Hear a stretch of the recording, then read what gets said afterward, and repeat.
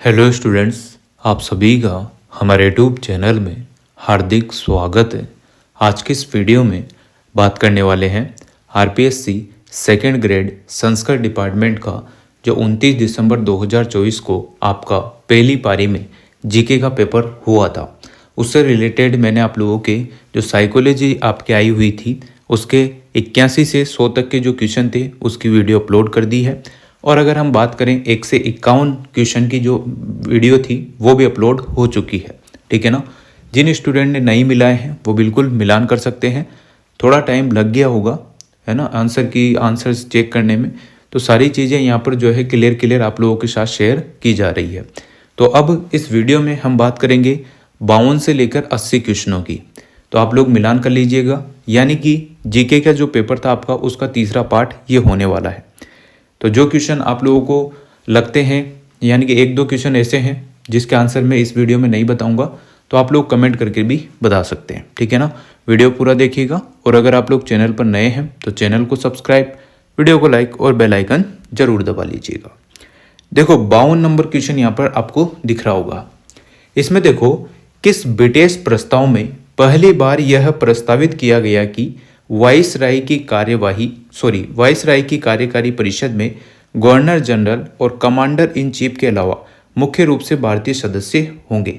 तो यहाँ पर जो इसका आंसर होगा भारतीय सरकार अधिनियम 1947 नहीं होगा, कैबिनेट मिशन योजना भी नहीं है, माउंट बेटन भी नहीं है, यहाँ पर है बीबल योजना। बीबल योजना इसका करेक्ट आंसर हो जाएगा। अगले क्वेश्चन पर आओ। समिट ऑफ द फ्यूचर क्या था? SCO शिखर सम्मेलन नहीं था, G20 भी नहीं था, क्वाड शिखर सम्मेलन भी नहीं था। यहाँ पर जो करेक्ट आंसर होगा वो सेकंड होगा, संयुक्त राष्ट्र संघ सम्मेलन, सेकंड ऑप्शन। अगला क्वेश्चन है, संयुक्त राष्ट्र शांति स्थापना गतिविधियों में भारत के योगदान से संबंधित सही कथन पहचानिए। तो यहाँ पर सही कथन आपको पहचानना है। तो तीसरा ऑप्शन देखो, भारत संयुक्त राष्ट्र शांति स्थापना मिशनों के कर्मियों के लिए तीसरा सबसे बड़ा योगदान करता है। तो ये इसका क्या हो जाएगा? सही कथन है। ठीक है ना। क्वेश्चन के हिसाब से ही आप लोगों को आंसर देना होगा।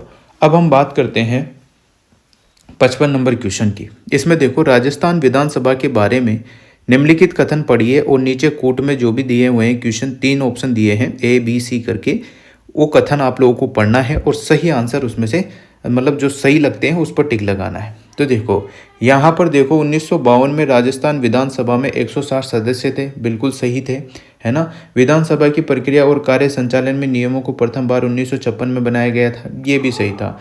बाकी यहाँ पर राजस्थान विधानसभा की 22 स्थायी समितियाँ थी, यह गलत यहाँ पर हो जाएगा।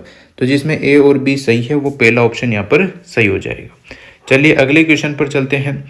56 नंबर क्वेश्चन देखो।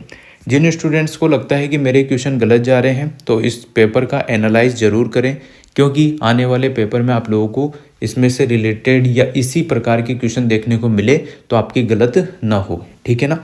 तो ये बात ध्यान रखिएगा। चलो 56 नंबर क्वेश्चन देखो कि भारत के वह राष्ट्रपति कौन थे जिनके कार्यकाल में विशेष रूप से एक विशेष कैलेंडर वर्ष के तहत या स्वतंत्रता के बाद से सबसे अधिक रिकॉर्ड संख्या में अध्यादेश बनाए गए थे? तो प्रणब मुखर्जी यहाँ पर करेक्ट आंसर हो जाएगा, तीसरा ऑप्शन।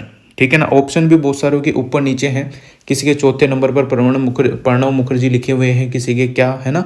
तो आप लोग देख लेना, मैं नाम सहित सारी चीज़ें बता रहा हूँ, तो आप लोग ध्यान से देखना और चैनल को सब्सक्राइब जरूर कर लीजिएगा। चलो, संविधान के किस अनुच्छेद के तहत राजस्थान सरकार के अधीन सेवारत व्यक्ति को प्रभावित करने वाले अनुशासनात्मक मामलों पर अनिवार्य परामर्श का प्रावधान है? तो यहाँ पर जो है 320(3) यहाँ पर करेक्ट आंसर हो जाएगा। अनुच्छेद 320(3) यहाँ पर करेक्ट आंसर है। बात करते हैं 58 नंबर जो क्वेश्चन है, 58 नंबर। निम्नलिखित में से कब ग्राम पंचायत स्तर पर सतर्कता समिति को समाप्त कर दिया गया था? तो यहाँ पर जो आंसर होगा 6 फरवरी 2000 को यहाँ पर जो है सतर्कता समिति को समाप्त कर दिया गया था। चलिए इसके बाद 59 नंबर क्वेश्चन देखो। राजस्थान विधानसभा में यदि किसी सदस्य को किसी मंत्री का ध्यान अति आवश्यक सार्वजनिक महत्व के मामले की ओर आकर्षित करना हो तो उसकी लिखित सूचना देनी होगी। तो किसको देनी होगी यहाँ पर? किसको देनी होगी यहाँ पर? अध्यक्ष या प्रमुख सचिव? क्या होगा इसका आंसर? आप लोग कमेंट करके बता दीजिएगा। इसको छोड़ दो, अभी बाद में इसका आंसर बता देंगे। ठीक है ना। डिस्क्रिप्शन में आप लोगों को आंसर बता दिया जाएगा जो जो क्वेश्चन मैं छोड़ रहा हूँ, ठीक है। चलिए अगला क्वेश्चन, राजस्थान विधानसभा में पेश किए गए निजी सदस्य विधेयकों के संबंध में निम्नलिखित में से कौन सा कथन यहाँ पर गलत है। आपसे गलत कथन ज़्यादा पूछे गए हैं तो ध्यान रखिएगा, इसमें गलत कथन आपको बताना है। तो यहाँ पर देखो, राजस्थान विधानसभा ने अपने विधायी कामकाज के इतिहास में केवल एक निजी सदस्य विधेयक पारित होते, ये यहाँ पर क्या होगा, गलत है। ये यहाँ पर क्या होगा, गलत है, ठीक है ना। यहाँ पर यही गलत है, तो ध्यान रखिएगा, इसका आंसर हो जाएगा सेकंड। अगला क्वेश्चन देखो, एनटीपीसी बेसारा सौर परियोजना हाल ही में राजस्थान के निम्नलिखित में से किस जिले में चालू की गई है। तो वो जैसलमेर जिले में यहाँ पर चालू की गई है, ठीक है ना। इसके पहले वाला जो आंसर था उसमें दूसरा तीसरा एक बार देख लेना, है ना। तो यहाँ पर 61 नंबर जो क्वेश्चन है उसका आंसर है जैसलमेर, ठीक है, सही है। अगला देखो, हाल ही में भारत के पर्यटन मंत्रालय ने सर्वश्रेष्ठ पर्यटन ग्राम प्रतियोगिता 2024 के अंतर्गत सर्वश्रेष्ठ समुदाय आधारित पर्यटन की श्रेणी में राजस्थान का जो देवमाली को एक विजेता घोषित किया। देवमाली किस जिले में, देवमाली एक गांव है जहां पर कैंसर का इलाज होता है ना। देवनारायण भगवान का वहां पर काफ़ी पुराना मंदिर है और आप सभी को पता है कि कुछ ना कुछ मान्यता होगी तभी वो इतना क्रेज में आया है गाँव। और वहीं पर अक्षय कुमार की जो है एक जॉनी LLB 3 वाली जो मूवी है, एग्जैक्ट नाम तो मेरे को नहीं पता, शायद यही नाम होगा, है ना। तो वो भी वहाँ पर ही बनी थी। तो इस वजह से भी और कैंसर के इलाज की वजह से भी, और देवनारायण भगवान का जो मंदिर है काफ़ी पुराना मंदिर है, तो इस वजह से जो है ये पहले अजमेर ज़िले में था, अब नया ज़िला बना है ब्यावर। तो यहाँ पर अजमेर कहीं नहीं है, तो ब्यावर इसका करेक्ट आंसर होगा। अगर ब्यावर लिखा होता और अजमेर भी लिखा होता तब भी ब्यावर ही इसका सही आंसर होता। आने वाले टाइम में ये क्वेश्चन वापस से रिपीट होने की पूरी संभावना। अगला क्वेश्चन, हाल ही में माननीय श्री ओम माथुर को किस राज्य का राज्यपाल नियुक्त किया गया। तो सिक्किम का इनको क्या है, राज्यपाल नियुक्त किया गया है। अगला क्वेश्चन देखो, 19वीं राष्ट्रीय युवा एथलेटिक चैंपियनशिप 2024 में राजस्थान के किस खिलाड़ी ने लड़कों की भाला फेंक स्पर्धा में प्रथम स्थान प्राप्त किया। तो वो थे दीपेश चौधरी। दीपेश चौधरी ने यहाँ पर पहला स्थान प्राप्त किया। अगला क्वेश्चन देखो, राजस्थान राज्य सरकार द्वारा गोवंश के लिए अनुदान दिया जाता है, इसके लिए निम्न कथन पर आपको विचार करना है, सही कथन आपको बताने हैं। तो राज्य सरकार द्वारा गोवंश के लिए किए जा रहे अनुदान में 10% की वृद्धि करने की घोषणा की गई है, बिल्कुल सही है। बी कथन है कि यह सहायता राशि सभी तरह के गोवंशों को एक वर्ष में 330 दिवस के लिए की जाती है। तो यहाँ पर जो है सेकंड ऑप्शन सही होगा, यानी कि पहला तो यहाँ पर सही है, दूसरा यहाँ पर गलत है। अगली बात करते हैं अगले क्वेश्चन की। राजस्थान के श्याम सुंदर ने पेरिस पैरा ओलंपिक 2024 की किस स्पर्धा में भाग लिया। तो किस स्पर्धा में यहाँ पर भाग लिया इसकी बात कर रहे हैं, तो यहाँ आंसर होगा तीरंदाजी स्पर्धा। अब देखो, हरियाली तीज के अवसर पर हरियालो राजस्थान, ठीक है, हरियालो राजस्थान के तहत प्रदेश भर में आयोजित 75वें राज्य स्तरीय वन महोत्सव के एक दिन में सर्वाधिक पौधारोपण करने वाले दो जिले हैं बीकानेर नहीं, ए ऑप्शन है जैसलमेर और जयपुर, ठीक है ना। पहला ऑप्शन यहाँ पर करेक्ट आंसर हो जाएगा, जैसलमेर और जयपुर। चलिए अगले क्वेश्चन पर आ जाइएगा। देखो, राजस्थान विधानसभा के अगर पर्यावरण संबंधित समिति का अध्यक्ष आपसे पूछ लिया गया है तो यहाँ पर होंगे डॉक्टर दयाराम परमार, ठीक है ना। तीसरा ऑप्शन है डॉक्टर दयाराम परमार।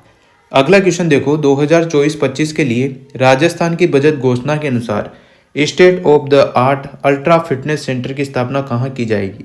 तो वो की जाएगी सवाई मानसिंह स्टेडियम जयपुर में। कहाँ पर की जाएगी, सवाई मानसिंह स्टेडियम जयपुर में, ठीक है। चलिए अगला क्वेश्चन देखो, निम्नलिखित में से कौन अगस्त 2024 में राजस्थान से राज्यसभा का सदस्य चुना गया है। तो वो है नवनीत सिंह बिट्टू, ठीक है।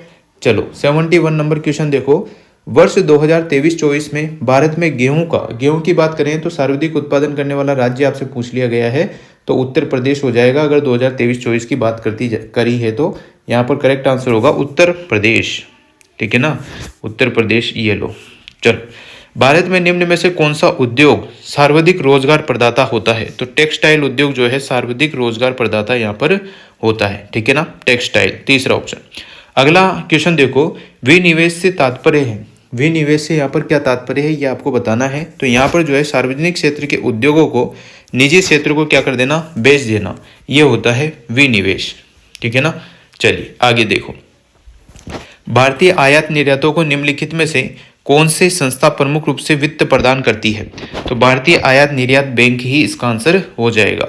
एक बार इसको देख लेना, फिर भी है ना कमेंट करके आप लोग करेक्ट आंसर बता सकते हो।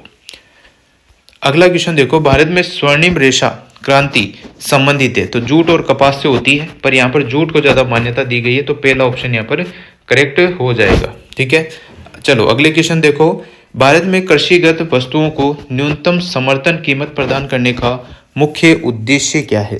तो मुख्य उद्देश्य क्या है कि एक सीमा से नीचे कृषि उत्पादों की कीमत को नहीं गिरने देना, यानी कि तीसरा ऑप्शन यहाँ पर करेक्ट हो जाएगा। यही इसका प्रमुख उद्देश्य है।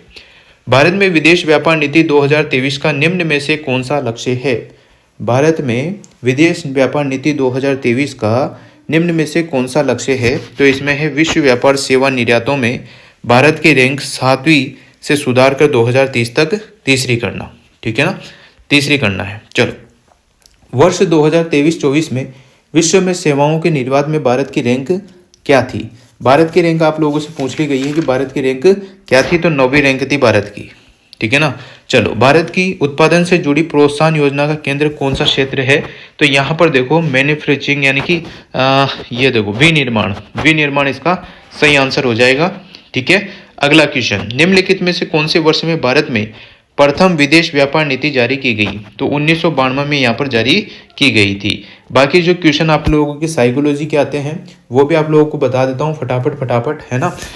रुचि गुप्त अवदान है, ऐसे तो मैंने पहले वीडियो बना दिया है, आप लोग वहां से भी देख सकते हैं, वही देख लेना आप लोग, है ना। एक काम करना, लिंक डिस्क्रिप्शन में उस वीडियो को जरूर देख लेना। 81 से लेकर 100 तक के क्वेश्चन आप लोगों को क्लियर बता रखे हैं, बहुत अच्छे से आप लोगों को सब समझ में आ जाएगा। अब इस पेपर में देखो बहुत सारे स्टूडेंट जो है उनको फिर कहना चाहता हूँ, सीटें कम थी, है ना। पेपर थोड़ा मॉडरेट टाइप था, इजी भी नहीं था तो हार्ड भी नहीं था, ज़्यादातर हार्ड की तरफ ही मान सकते हो, इजी तो बिल्कुल नहीं था। इजी होता तो बहुत आसानी से हो जाता, अब जो पढ़ के गया होगा उसके लिए तो हार्ड होगा ही नहीं, इजी होगा। ठीक है, तो उस हिसाब से है, पेपर आया हुआ है तो आप लोगों ने देखा ही होगा, एनालाइज भी किया होगा। सर्दी का मौसम था, 2 घंटे आपने पेपर दिए होंगे, तो आप लोग समझ गए होंगे बात को।